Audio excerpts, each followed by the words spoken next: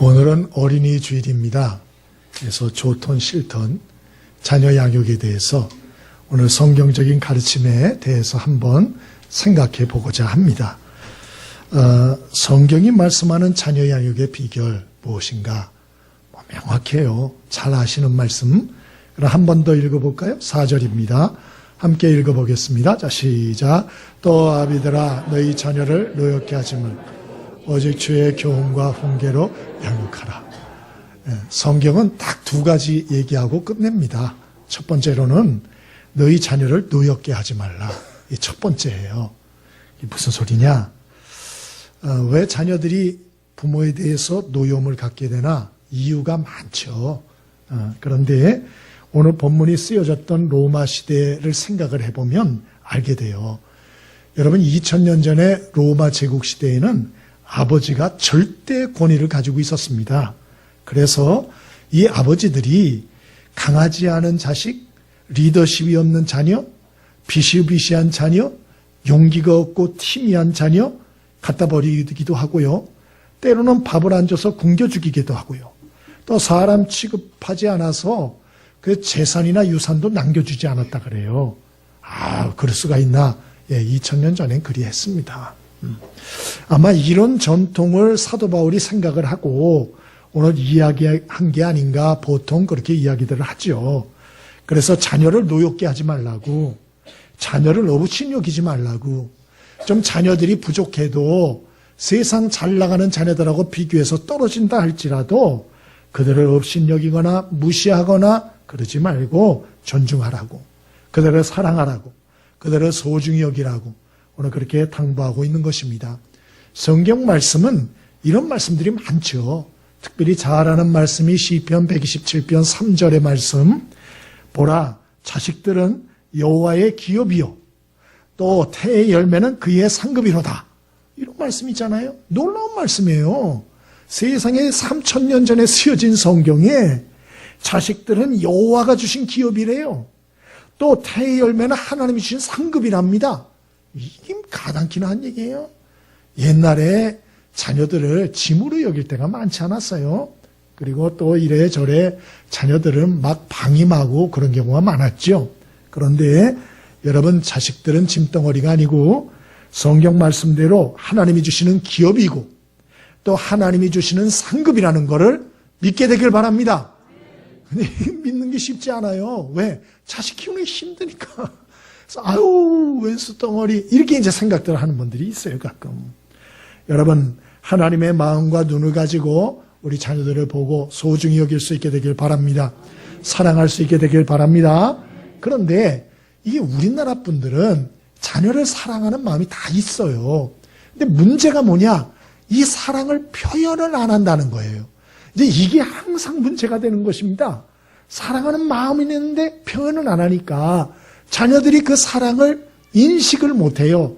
그러다 보니까 부모에 대해서 분노가 쌓여가게 될 때가 대단히 많죠. 이기복 교수라고 교육학 교수가 있습니다.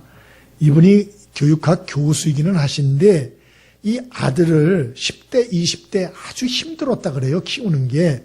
그래서 이 아들이 10대 때부터 마음을 닫고 부모님과 대화를 안 했답니다. 나중에는 부모님하고 전화통화도 안 하고 왕래도 안 하고 이래서 어려움을 많이 겪었는데요. 나중에 커서 속마음을 열고 엄마한테 자기 속마음을 얘기를 해서 그 이유를 알게 됐다는 거예요. 그 원인이 뭐냐?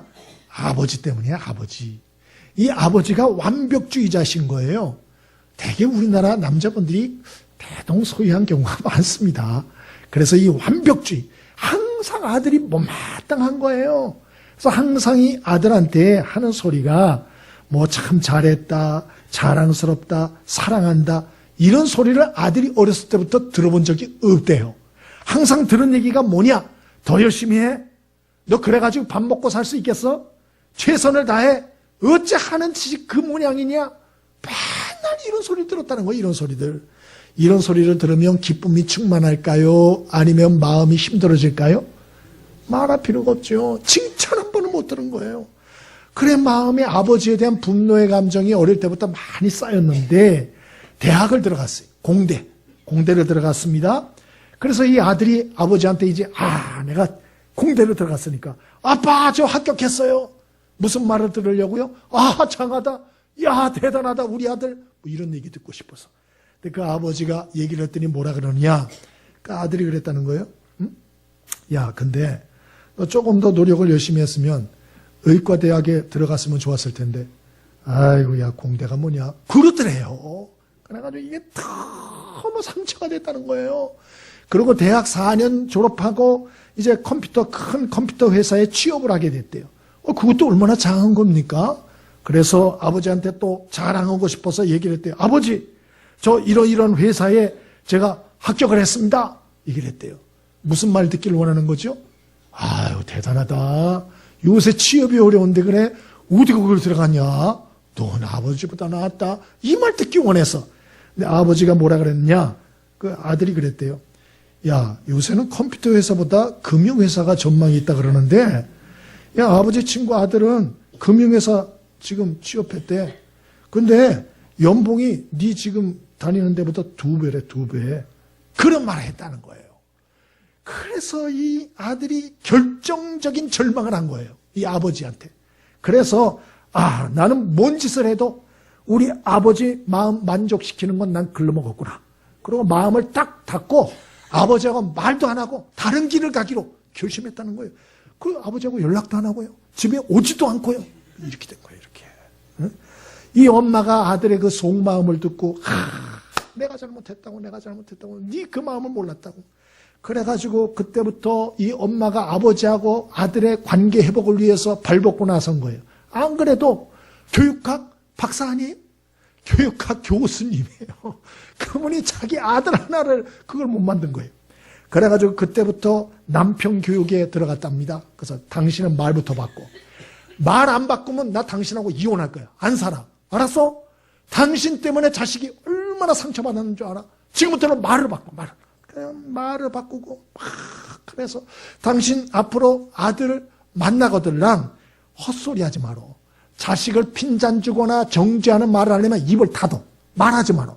그리고 지금 시키는 말해. 지금 우리 아들 자랑스럽다. 우리 아들을 사랑한다. 나는 너를 보기만 하면 너무 좋다. 너만 보면 피곤이 싹 가신다. 네가 내 아들이라서 행복하다. 해보라고. 그리고 교육을 시작했대요. 처음에 안 하는 이 남편이 나이가 들면 부인이 무서워지잖아요. 그래서 부인이 무서워가지고 이제 억지로 이제 시키는 대로 해가지고 훈련이 된 거예요. 훈련이. 예? 그래서 아들이 다니던 직장, 이제 이 아들이 퇴사를 하고 벤처기업을 준비한다고. 대박이 터질 거라고. 그래가지고 집에 와가지고 이제 아버지하고도 조금씩 회복이 되니까. 그래가지고 1,000만 원 빌려가고, 500만 원 빌려가고, 200만 원 빌려가고, 1억까지 빌려갔대, 1억을. 응? 근데 연락이 안 되는 거예요, 어느 날.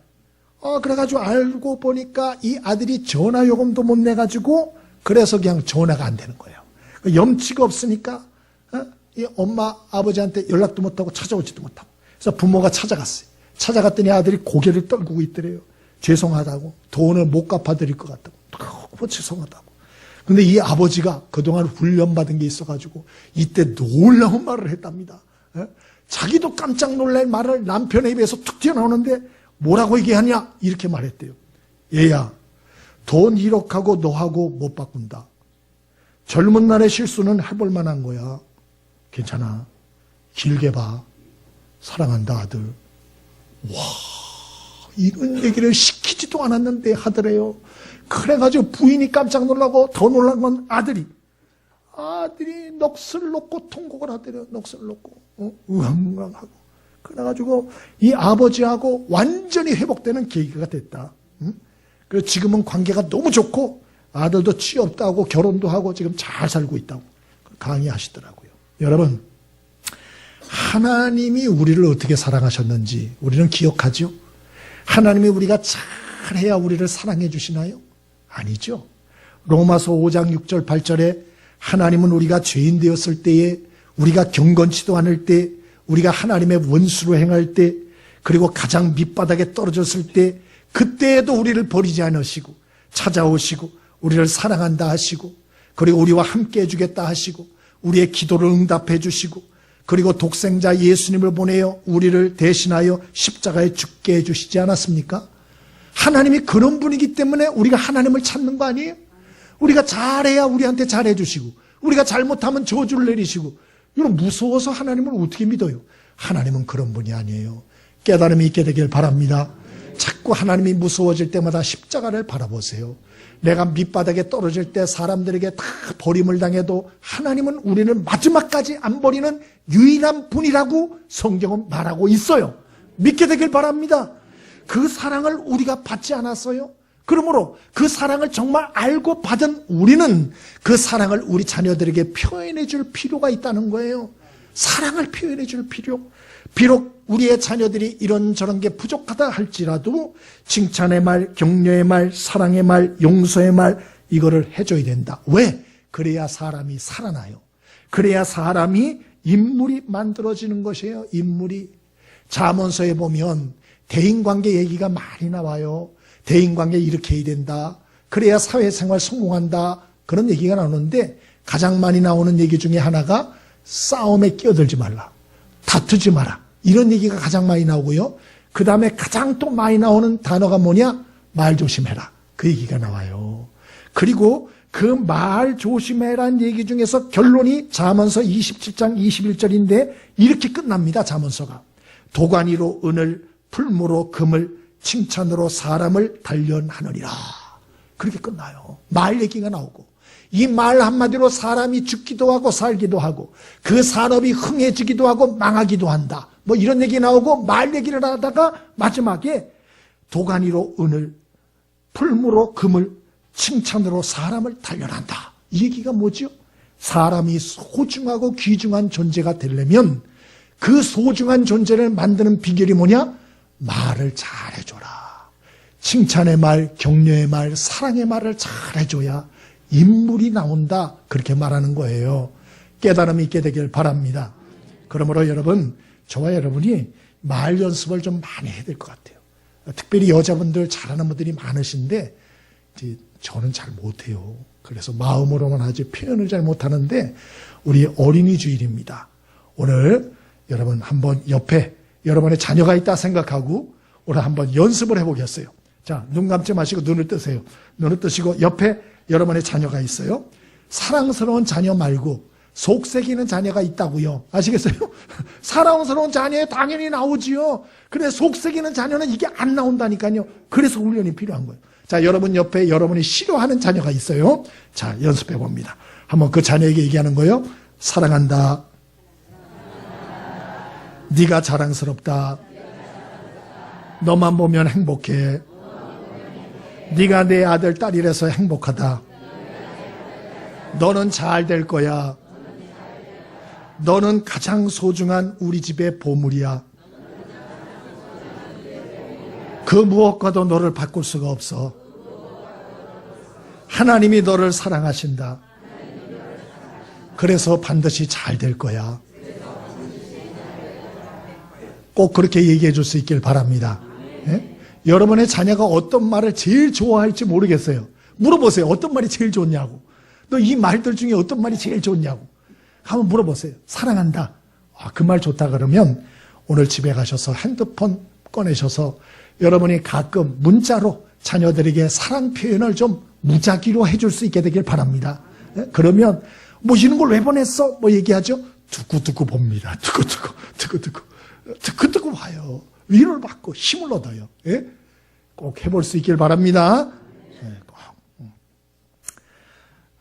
두 번째로, 오늘 첫 번째로는 자녀를 노엽게 하지 말라고. 그럼 어떻게 노엽게 하지 않을 수 있을까? 사랑을 표현하라고 좀. 바로 그게 자녀 이야기의 첫 번째 성경에 가르쳐주는 비결이에요.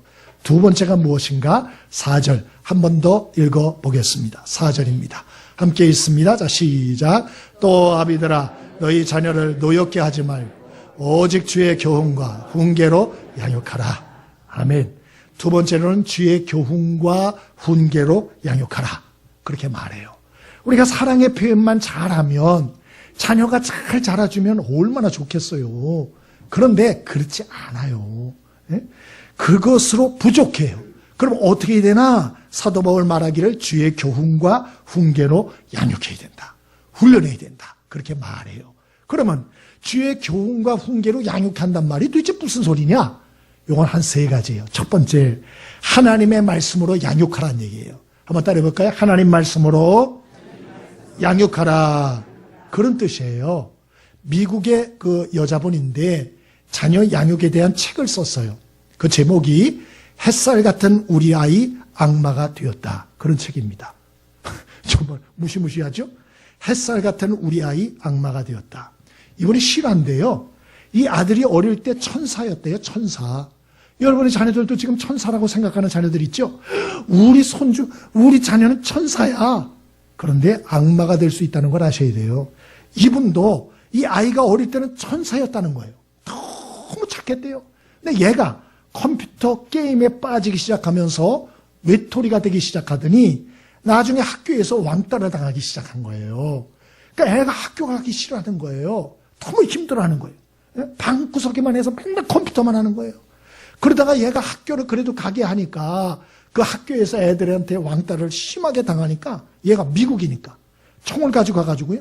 친구들을 쏴 죽이고 자기도 죽었어요. 싫어해요. 미국엔 그런 일들이 종종 있습니다. 예? 여러분, 그 어머니가 자기 경험을 가지고 그걸 얘기를 하면서 마지막에 이렇게 얘기를 했어요. 이 세상은 영적 전쟁터이다. 부모가 이 영적 전쟁터임을 깨닫고 깨어나지 않으면 자녀를 올바르게 키울 수가 없다. 그렇게 마지막 자기 얘기를 썼어요. 그리고 쭉 얘기를 적는데요. 여러분, 아이가 태어나서 다 착하죠. 악하게 태어난 아이가 누가 있겠어요? 다 문제가 있습니다. 그런데 그 아이가 저절로 천사가 되진 않아요. 예? 왜 그러나? 이 세상은 너무 악하기 때문에 그래요. 이 세상은 우리 아이들을 공격하고 우리 아이들을 유혹하고 우리 아이들의 기계를 꺾는 이러한 시험과 유혹과 악한 속임수와 거짓들이 난무하는 세상이에요. 난무하는 세상. 그래서 부모가 영적으로 깨어서 이 아이들이 세상으로 나가기 전에 하나님의 말씀으로 그 마음과 생각을 무장시켜야 된다는 거예요. 만약에 방심하고 이거를 안 하면 무엇과 똑같으냐? 자녀가 전쟁터에 나가는데 무기도 하나도 주지도 않고 아무런 준비도 시키지 않고 전쟁터에 자식을 총칼과 포탄이 떨어지는 곳에 자식을 내보내는 거 똑같아요. 너 나가서 죽어. 그거 똑같다는 거예요. 깨달음이 있게 되길 바랍니다. 디모데후서 3장에 보면 마지막 때에는 고통의 때가 될 것이다. 사도 바울은 그렇게 말했어요. 왜? 마지막 때는 속이는 자는 더 속이게 될 것이고 악한 자는 더 악해지게 될 것이기 때문이다. 세상은 극도로 그래서 악해지고 거짓과 속임수가 가득한 세상이 될 것이고 그래서 순진하고 순수한 사람은 고통하는 세상이 될 것이다. 그렇게 말했어요. 그럼 어떻게 되나? 어떻게 된단 말인가? 디모데후서 3장 14절에 사도 바울은 대책까지 적어놨어요. 대책이 무엇입니까? 너는 배우고 확신하는 일에 거하라. 너는 내가 누구에게서 배운 것을 알며 또 어려서부터 성경을 알았나니 성경은 능히 너로 하여금 그리스도 예수 안에 있는 믿음으로 말미암아 구원에 이르는 지혜가 있게 하느니라. 그렇게 말씀하셨어요. 그러니까 대책이 뭐예요? 어려서부터 하나님의 말씀을 철저하게 교육해야 된다. 그거 외엔 답이 없다. 그렇게 말하는 거예요. 그러므로 여러분의 자녀들이 어리거들랑 하나님의 말씀을 부지런히 가르치게 되길 바랍니다. 잠언서 22장 6절에도 마땅히 행할 길을 아이에게 가르치라. 그리하면 늙어도 그것을 떠나지 아니하리라. 신명기 6장 4절에는 너는 마음, 뜻, 힘을 다하여 하나님을 사랑하고 하나님의 말씀을 마음판에 새기고 내 자녀들에게 부지런히 가르치라. 집에 앉았을 때든지 길을 갈 때든지 누웠을 때든지 일어날 때든지 하나님의 말씀을 강론하고 그 하나님의 말씀을 손목에 매 기호를 삼고 하나님의 말씀을 내 미간에 붙여 표를 삼고 이렇게 말씀해요. 부지런히 왜 이렇게 앉았고 누웠을 때까지 말씀을 가르쳐? 시급하다. 천급을 다투는 일이다. 이것은 왜요? 세상은 영적인 싸움이 치열해요.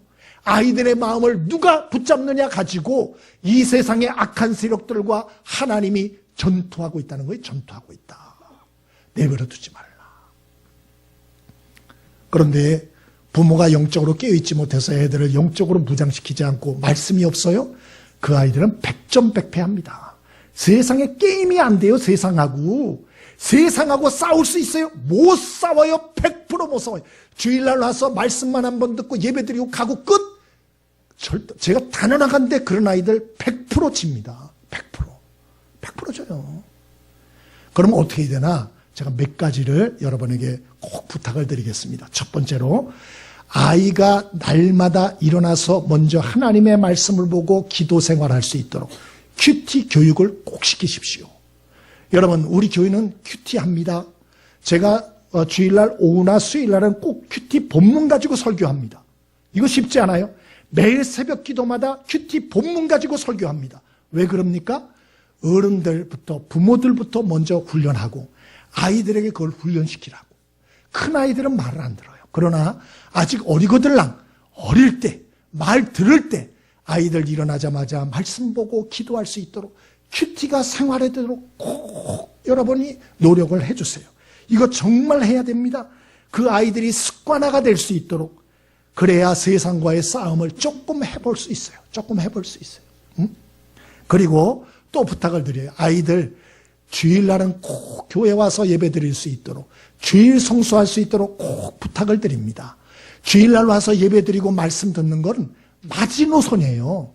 이거 충분한 게 아니고 이 시간에는 와서 응급조치하는 거예요. 응급조치. 막 죽어가다가 영적으로 그나마 와서 예배 드리고 호흡을 해서 그나마 살려놓는 거예요.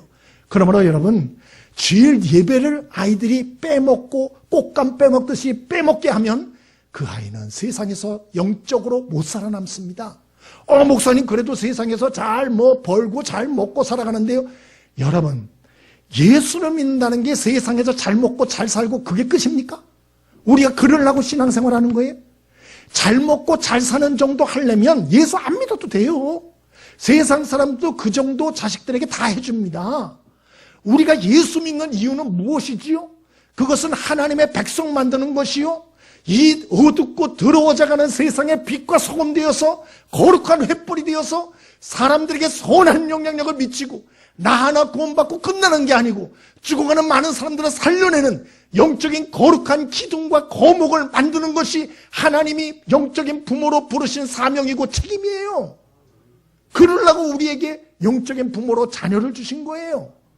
그냥 잘 먹고 잘 살다 끝나면 되지, 그 정도가 아닌 것입니다. 여러분, 좀 꿈을 가지시길 바랍니다. 영적인 여러분 자녀들 중에서 거목이 나올 꿈을 꾸세요. 내 자녀들이 그냥 자기 하나 신앙 달랑하다 끝나도록 그렇게 하지 마시고요. 여러분 자녀들이 다니엘처럼, 요셉처럼, 다윗처럼, 에스더처럼 세상에 영적인 횃불이 되도록 그런 꿈을 가지고 여러분의 자녀를 교육할 수 있게 되길 바랍니다. 그런 꿈을 가지고 자녀를 교육하는 사람은 간절하지요. 다르지요. 어떻게 세상 사람하고 똑같이 그렇게 자녀 교육합니까? 있을 수가 없죠. 그래서 하나님의 말씀으로 자녀를 양육해야 돼요. 그리고 불꽃 초급하면 여러분 자녀들 들이미셔야 돼요. 불꽃 초급 공부 좀 해. 이렇게 하셔야 돼요. 9스텝 나오면 9스텝 해놓. 이렇게 하고 얘기를 하셔야 돼요. 그 여러분도 하시고. 이렇게 할 때 그나마, 그것도 100% 장담을 못해요. 그나마 중심을 지키고 세상과 싸울 줄 아는 아이로 세워지게 되는 것이죠. 두 번째로, 여기 주의 교훈과 훈계로 양육하라는 얘기는 첫 번째 말씀으로 양육하라는 얘기고요. 두 번째는요, 기도로 양육하라는 얘기입니다. 기도로. 오늘 주의 교훈과 그러지 않았어요? 여기 주란 말은 주인이 있다는 얘기죠. 우리에게 주인이 있고 우리 가정에 주인이 있고 우리 자녀들에게도 주인이 있어요. 그 주인 대신 예수님께 이 자녀들을 어떻게 키워야 될지 지혜를 구하고 지시를 구하고 그리고 그 지시와 지혜를 받아서 자녀를 양육해야 된다. 그런 얘기입니다. 어떤 사춘기 딸을 둔 어머니가 계세요. 너무 딸 키우기가 어려운 거예요. 이 딸아이가 성격이 까칠하고 까다롭고 고집도 세서 초등학교 때부터 엄마하고 많이 부딪혔대요. 그런데 중학교 진학한 후에는 엄마한테 노골적으로 반항하는 거예요. 그래서 너무 힘들어요. 한 번은 기도했대요. 하나님 어떻게 해야 됩니까? 하나님이 마음의 음성을 주시더래요. 너는 왜 나를 믿지 않느냐? 왜 딸과 항상 관계를 깨고 딸을 책망하고 마음 낙심하고 그렇게 사는가? 나한테 맡기라. 그러시더래요. 그래서 내가 이 딸을 믿음으로 키우지 않았구나. 내가 주님 앞에 믿음으로 키워야겠다. 그리고 날마다 말씀과 기도로 하나님께 지시를 받기 시작했대요. 하나님, 이 말씀을 주셨습니다. 오늘 어떻게 우리 살아가야 될까요? 하나님인데 그때마다 깨달음을 주시는데 먼저는 딸을 보는 눈을 바꿔주시더래요. 그 전까지는 이 딸이 왜 이럴까? 얘가 왜 이러지? 이해가 안 간다. 얘가 왜 이래? 항상 이런 생각을 가졌는데 기도하면서 하나님이 깨닫게 하신 것은 우리 딸은 나와 전혀 이것저것 잘못하는 게 아니고 나와 다를 뿐이구나. 이걸 깨닫게 하셨대요. 자기는 기질이 순종형이래요. 그래서 부모님 말씀하시는 대로 잘 순종을 했대요. 그러나 창의성이 없는 거예요. 독립성이 없는 거예요. 그런데 자기 딸은 독립형인 거예요. 독립형. 그래서 누가 시키는 거는 죽었다 깨도 하기 싫은 거예요. 재미가 없어요. 자기가 스스로 깨닫고 결심하는 일은 잘하는 거예요. 이거 독립적인 애들이에요. 그러니까 그 기질이 틀린 거예요. 다른 게 아니고.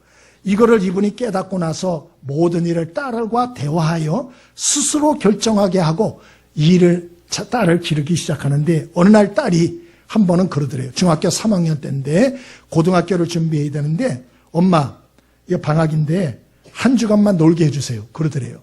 학원은 몇 군데 다녔답니다. 그러면 일주일 동안 학원을 몇 군데 안 가면 그 손해가 막심하거든요. 학원 나 안 가고 싶다고. 나 놀고 싶다 그러더래요. 그래서 이 엄마가 옛날 같으면 말도 안 되는 소리 이럴 텐데 기도해보겠다 그랬대요. 기도해보겠다. 그리고 하나님 앞에 기도를 했답니다. 기도를 했더니 하나님이 마음 가운데 꼭 허락을 하라고. 멀리 보라고. 그거 일주일 가지고 그러냐고. 걔 앞으로 20년, 30년, 50년 가야 될 텐데 좀 마음을 넓게 가지라고. 그래서 딸에게 허락을 했대요. 기도를 해보니까 하나님이 오케이 하라 그러더라. 그래, 일주일 동안 쉬어라. 그랬더니 진짜 이 중3 딸이 그때부터 방에서 뒹굴고 공부도 안 하고 컴퓨터 게임만 하고 텔레비만 보고 그 다음에 심심하면 친구 만나고 이랬대요. 하루 참았어요. 이틀, 3일, 4일 참는데 5일째 폭발하기 직전까지 가더래요. 도저히 참을 수가 없대요. 내가 이거 왜 이 짓을 했나. 그래서 하나님 앞에 금식을 했답니다. 금식해야겠다. 금식을 하니까 참을 수 있더래요. 그래서 결국 6일, 일주일을 참았답니다. 참고 딱 났는데 이 딸이 외출 후에 예쁜 티셔츠를 하나 딱 사왔더래요. 자기가 엄마 때문에 놀랬다고. 뭘 놀랬냐 그러더니 첫 번째로 엄마가 한 주 동안 놀게 하고 학원 안 가게 하는 거 허락하리라는 건 꿈도 안 꿨다고. 또 엄마가 허락해서 놀랬고, 두 번째로는 허락해도 엄마가 3일 만에 폭발할 것이다 생각을 했는데 7일 동안 화를 한 번도 안 낸 거 너무 놀랬다는 거예요. 응? 그래서 엄마 고맙다고 믿어줘서 나 이제 신당에 돌았으니까 열심히 공부하겠다고. 그래가지고 스스로 애가 마음을 잡고 공부를 하기 시작하는데 무섭게 공부를 하더래요. 그래가지고 애가 성적이 쑥쑥 오르기 시작하고 얼마나 기쁜지. 만일 자기가 5일 만에 폭발했으면 결코 있을 수 없는 여러 가지 역사들, 축복들을 경험했다. 여러분, 우리의 감정과 생각에는 한계가 있어요. 그러므로 주인 되시고 우리 자녀들의 주인이시며 여러분의 가정의 주인이신 그 주님께 날마다 기도하여 지시를 받고 행동할 수 있게 되길 바랍니다. 정말 물어보세요. 난 모르겠다고 어떻게 될지. 정말 가르쳐달라고. 그럼 주인이 반드시 감동을 주시고 깨우침을 주세요. 기도로 자녀를 양육하라는 거예요. 그게 주의 교훈과 훈계로 양육한다는 거예요. 마지막, 여러분, 주의 교훈과 훈계로 양육한다는 건 무엇입니까? 간증으로 양육을 하세요. 간증으로. 여러분, 자녀들한테 말씀 가르치면 잘 들어요, 안 들어요? 말씀 잘 봐요, 안 봐요? 안 봐요. 억지로 어른 예배 여기다 데려다 놔도요, 졸아요. 딴짓해요. 그리고 어느 사이에 기도하고 있으면 도망가고 없어요. 예? 여러분, 자녀들 신앙을 억지로 교육하는 건 대단히 어렵습니다. 그래서 어떻게 하는 게 제일 좋냐? 그 말씀이 자기에게 체득화된 간증으로 자녀들에게 교육하는 게 가장 좋아요. 그래서 여러분들이 자녀들에게 우리가 경험한 살아계셔서 우리와 동행하시고 또 그런 주님의 은혜를 좀 간증을 많이 할 수 있게 되길 바랍니다. 그래서 주님이 내가 이렇게 기도했더니 하나님이 엄마에게 이렇게 역사하셨어. 아버지를 이렇게 도와주셨어. 하나님이 너도 도와주실 거야. 이런 간증들을 좀 많이 하셔야 돼요. 많이. 여러분, 이렇게 하면 아이들도 영적으로 갈급해요. 그러면 그 아이들이 안 듣는 것 같지만 잘 듣습니다. 그리고 나중에 부모가 세상을 떠나면 그러면 그 아이들이 위기를 만나면 생각합니다. 우리 부모님이 이런 때는 이렇게 하시던데, 우리 부모님이 이럴 때는 새벽 기도, 작정 기도를 하시던데, 이럴 때는 우리 부모님이 금식 기도를 하시던데, 이럴 땐 우리 부모님이 이렇게 하시던데, 그게 생각나는 거예요. 그리고 그대로 하게 되는 거예요, 그대로. 예? 여러분, 깨달음이 있게 되길 바랍니다.